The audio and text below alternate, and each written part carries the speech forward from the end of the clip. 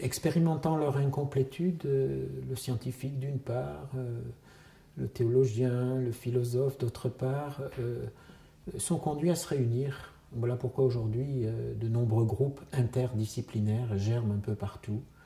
Quand on est conscient de ne pas pouvoir posséder la vérité, eh bien on va davantage, me semble-t-il, dialoguer avec les autres pour en avoir un petit bout de chez eux, si je puis dire. Hein.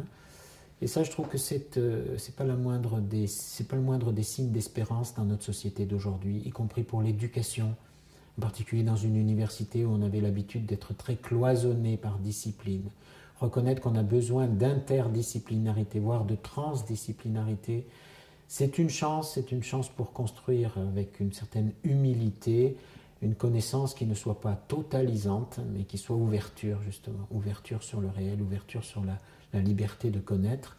Et du coup, la poésie, la mystique, la prière trouve une place qui n'est pas simplement de l'ordre du privé, mais qui est tout à fait naturelle et que nous connaissions d'ailleurs dans l'Antiquité, par exemple. Il n'y avait pas cette séparation radicale des disciplines et des domaines, il n'y avait pas d'exclusion.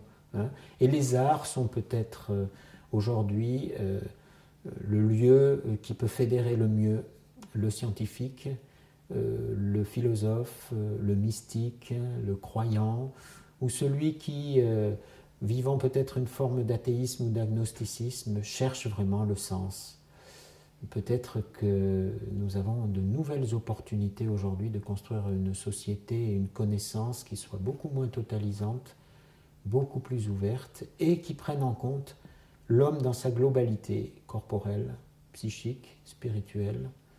Il y a peut-être là une belle source d'espérance.